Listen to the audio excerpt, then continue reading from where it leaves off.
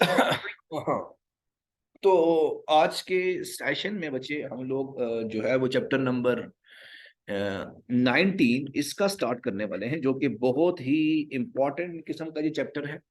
और यकीन मानेंगे कि ये चैप्टर आपके पास हर लिहाज से बहुत ही इम्पोर्टेंट है। अगर आप एनएमडी कैट को उठा के देखो, उसके लिए भी बहुत इंपॉर्टेंट है। अगर आप बोर्ड के हवाले से उठा के देखो तो ये बहुत ही इंपॉर्टेंट चैप्टर है। तो यूनिट आपके पास 19 है, एटॉमिक स्पेक्ट्रा। एटॉमिक स्पेक्ट्रा या एटॉमिक स्पेक्ट्रम आपके पास ये आ जाएगा। ठीक है, तो ये आपके पास चैप्टर है। ये चैप्टर आपके, अगर आप इसके बारे में बात करो तो ये आपके पास दो चीजों में बहुत इंपॉर्टेंट है। पहला, आपके पास ये एनएमडी कैट में बहुत ही इंपॉर्टेंट टॉपिक है। इसमें से बहुत से सवाल पूछे जा सकते हैं कि अगर आपके पास हाइड्रोजन स्पेक्ट्रम में से पूछता है कि अगर आपके पास एक एटम है जो कि एक्साइटेड स्टेट से ग्राउंड स्टेट में आता है, तो मुझे बताओ नंबर ऑफ ट्रांजिशंस कितने होंगे। अगर उसकी 3 स्टेट्स हैं या 5 स्टेट्स हैं तो कितने नंबर ऑफ ट्रांजिशंस होंगी। तो उसके लिए फार्मूला n=n+1 डिवाइडेड बाय 2। खैर, उसको बाद में देखेंगे। तो ये आपके से जो है वो सवाल आपसे एंट्री टेस्ट वाला पूछता है। इसके बाद इसमें में आपके पास जो बोहर एटॉमिक मॉडल है उसके बारे में हम लोग बात करेंगे, एटॉमिक स्पेक्ट्रम के बारे में बात करेंगे, लाइन स्पेक्ट्रम, बैंड स्पेक्ट्रम, उसके बाद लेजर है। तो इसके बारे में आज के सेशन में हम लोग जस्ट इंट्रोडक्शन लेंगे, फिर कल से हम इंशाल्लाह इसके 1 बाय 1 टॉपिक्स जो है वो डिस्कस करेंगे। ठीक है, बहुत ही इंपॉर्टेंट ये चैप्टर है, तो इसको आपने ध्यान से देखना है। ठीक है, तो चैप्टर का नाम आपके पास क्या है जी? Atomic spectrum. तो सबसे पहले हम इसके टॉपिक्स देखते हैं कि इस चैप्टर में कौन कौन से टॉपिक्स आपके पास मौजूद हैं। यूनिट 18 है आपके पास, यूनिट 19 एटॉमिक स्पेक्ट्रम। ठीक है, सबसे पहले हम इस चैप्टर के जितने भी टॉपिक्स हैं उनको देखेंगे। तो पहला टॉपिक है आपके पास स्पेक्ट्रम ऑफ हाइड्रोजन एटम या एटॉमिक स्पेक्ट्रम। इंट्रोडक्शन है आपके पास, इंट्रोडक्शन। दूसरा आपके पास जो टॉपिक है spectrum of hydrogen atom, spectrum of hydrogen atom. तीसरा आपके पास टॉपिक है Bohr atomic model, Bohr atomic model, जिसमें हम लोग जो है सबसे पहले वेलोसिटी निकालेंगे, फिर हम लोग रेडियस निकालेंगे, फिर हम एनर्जी निकालेंगे, फिर हम लोग वेव लेंथ को निकालेंगे और स्पेक्ट्रम लाइंस को फिर हम लोग निकालेंगे। ठीक है, जिसमें आपके पास 5 तरह की लाइंस आती हैं, लाइमन, बाल्मर, पास्कन, ब्रैकेट, कॉफन। इन सबको हम लोग डिस्कस करेंगे इस चैप्टर के अंदर। ठीक है, अच्छा जी, तो चौथा टॉपिक है आपके पास डिब्रोगले वेवलेंथ। डिब्रोगले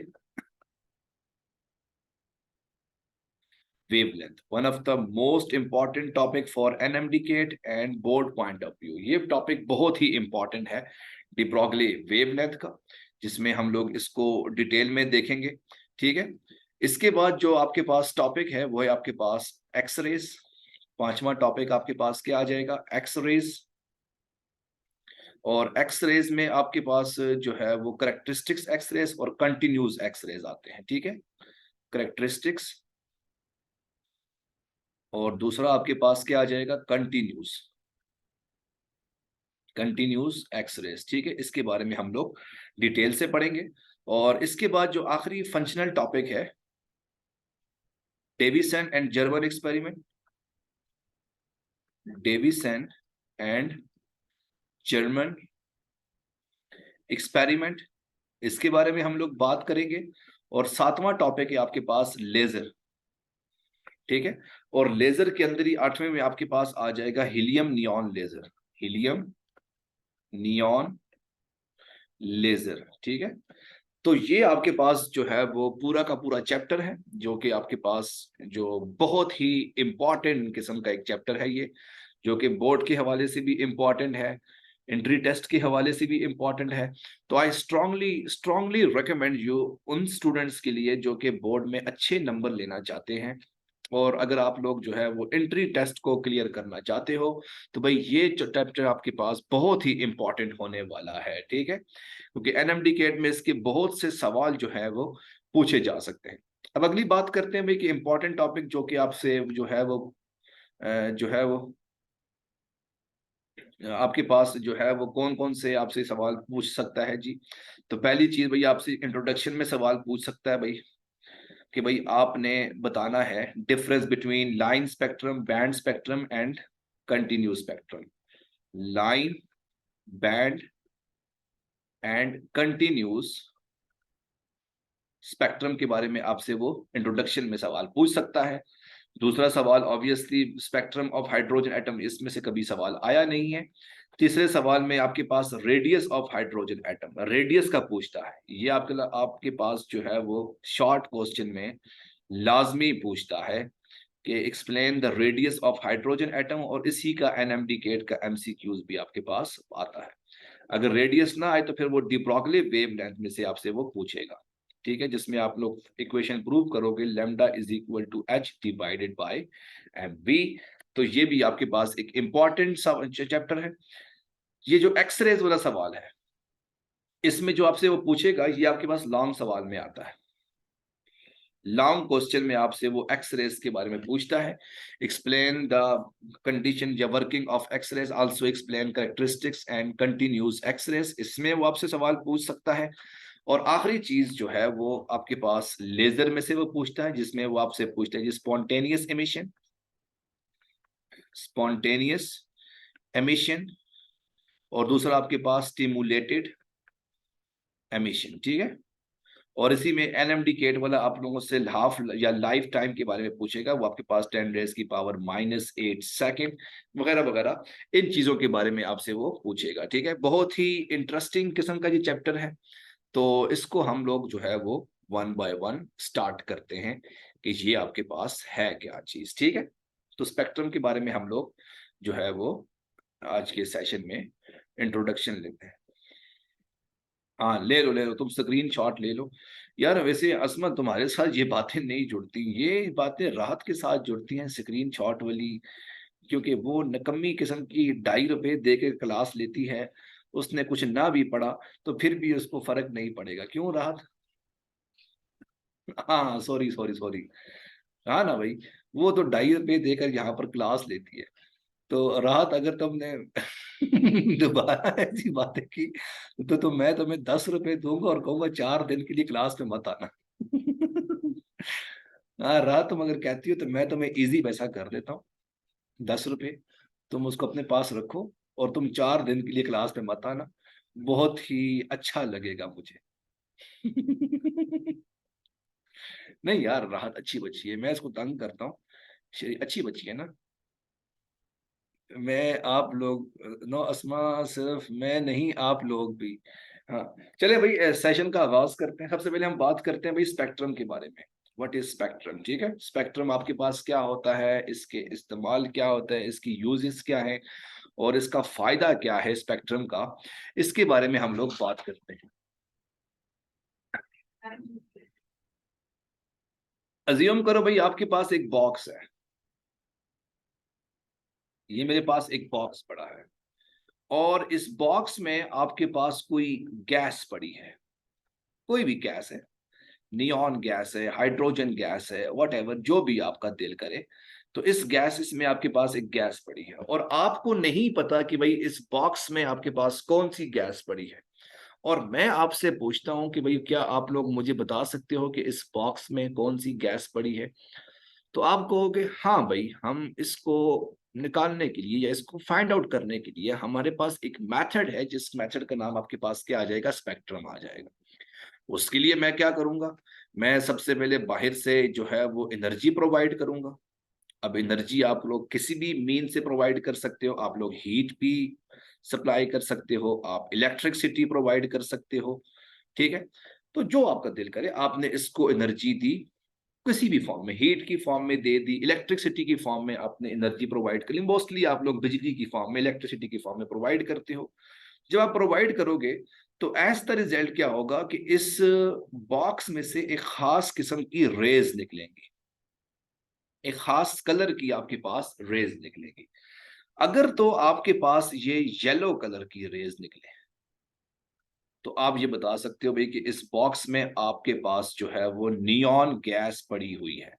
अगर ये रेड कलर की गैस निकले तो आप ये कह सकते हो भाई कि इस बॉक्स में आपके पास हाइड्रोजन गैस पड़ी हुई है, ठीक है। सिमिलरली अगर किसी और कलर की गैस निकले, फॉर एग्जाम्पल अगर आपके पास जो है वो क्या कहते हैं ब्लू कलर की गैस निकलती है, तो आप इसको कह सकते हो भाई कि इसमें मेरे पास ऑक्सीजन पड़ी हुई है। तो डिफरेंट तरह की गैसेस जब निकलेगी तो इससे आप लोग जो है वो जो लाइट आपके पास निकलेगी, तो इससे आप लोग बता सकते हो कि इस बॉक्स में आपके पास कौन सी गैस पड़ी हुई है। और इसी फिनोमेना को आप लोग क्या कहते हो जी, स्पेक्ट्रम कहते हो। क्या कहते हो जी, स्पेक्ट्रम। यानी आपके पास जिस कलर की लाइट निकली, आपने इसको देखा भाई कि ये कलर जो लाइट आपने के पास निकली ये कौन सी रेंज में जो है वो फॉलो कर रही है। अगर फॉर एग्जांपल अगर रेड कलर है तो आप ये कह सकते हो हाइड्रोजन है। अगर ये येलो कलर है तो आप लोग इसको कह सकते हो नियॉन गैस। अगर आपके पास ये ब्लू कलर है, अज्यूम कर रहा हूं, तो ये आपके पास क्या आ जाएगा, ऑक्सीजन आ जाएगा। इसकी प्रैक्टिकल लाइफ एग्जांपल देखते हैं। आपको शायद याद हो कि पुराने जमाने में आप लोग एक 100 वॉट का बल्ब इस्तेमाल किया करते थे। आपको याद है कि नहीं याद? एक बड़ा सा आपके पास बल्ब था 100 वॉट का, जिसके ऊपर 100 वॉट आपके पास लिखे होते थे। अभी भी गरीब लोग इस्तेमाल करते हैं। तो उसमें से आप देखो तो आपके पास जो है वो येलो कलर की लाइट निकलती थी। वो येलो कलर की लाइट आपके पास क्यों निकलती थी? क्योंकि उसके अंदर जो है वो नियॉन गैस पड़ी हुई थी, ठीक है। नियॉन गैस आपके पास उसके अंदर पड़ी हुई थी, जिसकी वजह से आपके पास वो येलो कलर की लाइट जो है वो एमिट कर रहा है, ठीक है।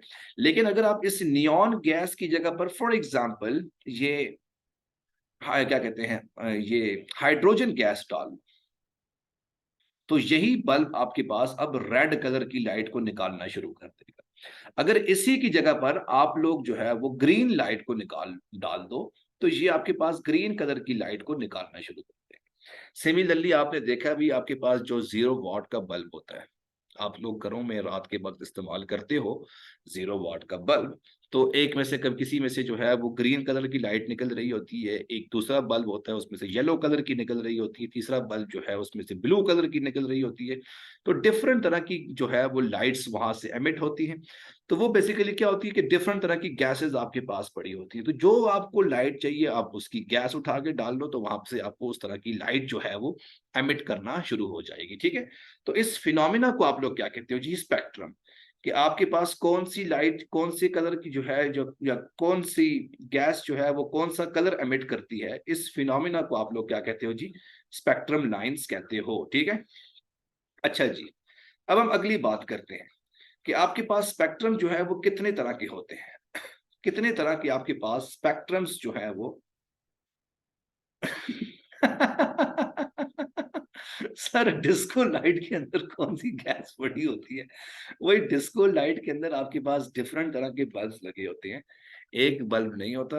वहां पर कभी आप जो है वो डिस्को में चले जाओ तो उसमें आपको नजर आएगा, एक तरफ रेड कलर का होता है, दूसरी तरफ ब्लू कलर का, तीसरा येलो कलर का, चौथा ग्रीन कलर का। तो अब जो रेड कलर का है तो उसमें उसके बल्ब में हाइड्रोजन पड़ी होती है। जो ग्रीन कलर का है उसका मुझे मैं कंफर्म नहीं कह सकता, शायद ऑक्सीजन होगी शायद। तीसरा जो आपके पास जो येलो कलर की है वो आपके पास नियॉन गैस पड़ी होती है। और इसी तरह से डिफरेंट तरह की गैसेस जो है वो बल्ब के अंदर पड़ी होती है, तो उस तरह से आपके पास लाइट एमिट हो रही होती है। खैर ठीक है। अच्छा जी, अब अगली बात करते हैं कि आपके पास कितने तरह के स्पेक्ट्रम जो है वो पॉसिबल है, ठीक है। तो 3 तरह के आपके पास स्पेक्ट्रम पॉसिबल है। एक को आप लोग कहते हो लाइन स्पेक्ट्रम। नहीं नहीं, मैं नहीं हंस रहा। पहला आपके पास क्या आ जाएगा, लाइन स्पेक्ट्रम। Line spectrum. दूसरा मेरे पास क्या आ जाएगा, बैंड स्पेक्ट्रम। Band spectrum. और तीसरा मेरे पास क्या आ जाएगा, कंटिन्यूस स्पेक्ट्रम। कंटिन्यूस स्पेक्ट्रम, ठीक है। अब ये 3 तरह की, अच्छा करते हैं, सब्र करो। मैं अब ऐसा करता हूं ना कि लैपटॉप के ऊपर जो है स्क्रीन के ऊपर स्केल को लगता हूं, फिर उससे मैं लाइन लगाता हूं। अच्छा अब तुम ये चाहती हो कि मैं लैपटॉप की स्क्रीन के ऊपर जो है पहले स्केल रखूं और उससे मैं लाइन लगाना शुरू कर लूं? अच्छा, ऐसे नहीं हो सकता भाई। अच्छा जी, अब सवाल जो एंट्री टेस्ट वाला पूछता है भाई कि लाइन स्पेक्ट्रम आपके पास कहाँ से जो है वो निकलता है, कौन से जो मटेरियल है वहां से निकलता है? तो लाइन स्पेक्ट्रम आपके पास मोस्टली जो है वो एटम्स से निकलता है, एटम्स, ठीक है। जो अगर आपके पास सिंगल एटम है, फॉर एग्जांपल जिसमें आपके पास एक न्यूक्लियस होता है और उसके आउटर मोस्ट शेल में इलेक्ट्रॉन्स जो रिवॉल्व कर रहे होते हैं, तो उसमें जो आपके पास स्पेक्ट्रम निकलता है, फॉर एग्जांपल स्पेक्ट्रम निकलता कैसा है जी? अगर आपके पास एटम है और इसमें अगर इलेक्ट्रॉन ग्राउंड स्टेट से एक्साइटेड स्टेट में जाए और एक्साइटेड स्टेट से जब ये ग्राउंड स्टेट में वापस आएगा तो ये खास किस्म की एक लाइट को एमिट करेगा, और ये जो लाइट एमिट करेगा इसको आप लोग क्या कहोगे? लाइन स्पेक्ट्रम, जो कि बेसिकली एक लाइन की फॉर्म में बना होता है, ठीक है। अगर आप बैंड स्पेक्ट्रम की बात करो तो बैंड स्पेक्ट्रम मोस्टली आपके पास मॉलिक्यूल से निकलता है। किससे निकलता है? मॉलिक्यूल से।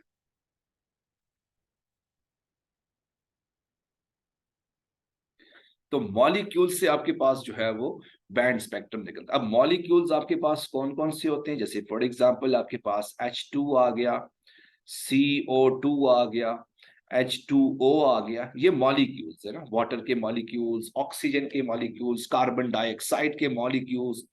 अब यहां से जो आपके पास निकलेगा, पहली बात, लाइन स्पेक्ट्रम कहां से निकलेगा? फॉर एग्जांपल आपके पास नियॉन गैस आ गई, हीलियम गैस आ गई और आर्गॉन गैस आ गई।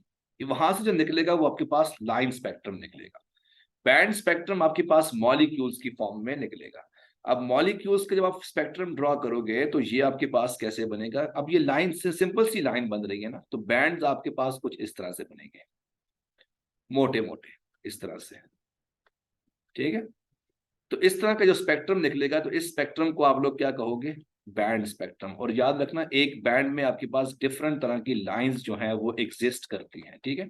तो इस स्पेक्ट्रम को आप लोग क्या कहते हो जी? बैंड स्पेक्ट्रम कहते हो। What about continuous spectrum? तो कंटिन्यूस स्पेक्ट्रम आपके पास मोस्टली जो है वो सॉलिड से निकलता है, लिक्विड, ठीक है। सॉलिड या लिक्विड में से आपके पास जो स्पेक्ट्रम निकलता है वो आपके पास मोस्टली कंटिन्यूस स्पेक्ट्रम होता है, या लो डेंसिटी गैस में से भी आप लोग कह सकते हो। और इसका स्पेक्ट्रम लाइन आपके पास कैसे बनता है जी? ये अगर मेरे पास पहला बैंड आ गया, इसी के साथ एक दूसरा बैंड जुड़ा होगा, इसी के साथ तीसरा, इसी के साथ चौथा, तो इस तरह से आपके पास जो स्पेक्ट्रम बनेगा इसको आप लोग क्या कहोगे? कंटिन्यूस स्पेक्ट्रम्स कहोगे, ठीक है। तो ये आपके पास आ जाएगा। एंट्री टेस्ट वाला सवाल क्या पूछता है? एंट्री टेस्ट वाला सवाल पूछता है भाई कि आपके पास सॉलिड में से कौन सा स्पेक्ट्रम जो है वो निकलता है, कि सॉलिड्स में से आपके पास कौन सा स्पेक्ट्रम, कौन सी स्पेक्ट्रम लाइंस आपके पास निकलती हैं। तो पहला ऑप्शन उसने आपको लाइन स्पेक्ट्रम दिया होता है, दूसरा ऑप्शन उसने आपको बैंड स्पेक्ट्रम दिया होता है, और तीसरा ऑप्शन उसने आपको कंटिन्यूस स्पेक्ट्रम दिया होता है। तो आपने इस चीज का ध्यान में रखना है कि कंटिन्यूस स्पेक्ट्रम्स आपके पास सॉलिड या लिक्विड में से आपके पास निकलता है, ठीक है। तो ये आपने जहन में रखना है, ठीक है। तो ये छोटी सी चीजें आ जाएंगी। अच्छा, अब सवाल मेरा बिल्कुल वैलिड है भाई, मुझे बताओ आपके पास सोडियम, सोडियम में से आपके पास कौन सा स्पेक्ट्रम निकलेगा? सोडियम में से अगर आपके पास सोडियम की गैस पड़ी हो तो आपके पास कौन सा स्पेक्ट्रम निकलेगा?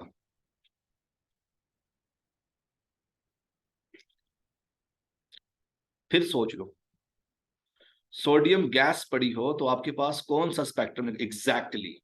लाइन स्पेक्ट्रम निकलेगा। क्यों? क्योंकि सोडियम एक सिंगल एटम है, सिंगल एटम है, तो वहां से कौन सा निकलेगा? लाइन स्पेक्ट्रम निकलेगा। अगर यहां पर आपके पास डिफरेंट तरह का होता, फॉर एग्जाम्पल अगर वो आपसे पूछता कि आपके पास सोडियम 2, यहां से कौन सा स्पेक्ट्रम निकलेगा, तो आपने इसको देखकर बता देना है भाई कि क्योंकि ये मेरे पास अब मॉलिक्यूल्स की फॉर्म में आ गया तो ये मेरे पास बैंड स्पेक्ट्रम निकलेगा।